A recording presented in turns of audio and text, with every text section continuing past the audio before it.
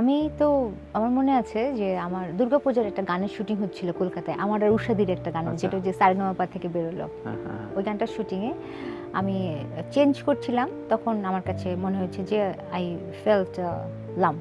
তো দিদি আমাকে বললো, তুমি এক্ষুনি টেস্ট করো, এক্ষুনি টেস্ট করো, তাড়াতাড়ি টেস্ট করতে হবে তোমার। তুমি ঢাকায় আসলাম, ঢাকায় এসে আমার 3বার কোভিড হয়েছিল, এবং 3বার কোভিড হওয়া মানে একই সিজনে, এটা খুব মানে নর্মাল না।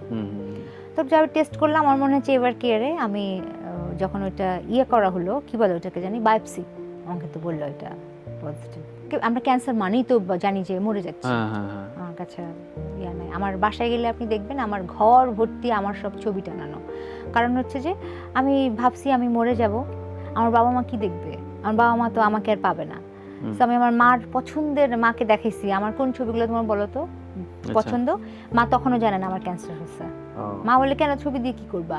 আমি বলছি, না, আমার ঘর সাজাবো আমার ছবি দিয়ে। তারপর যত ছবি আছে আমার সুন্দর সুন্দর, সব আমার ঘর ভর্তি।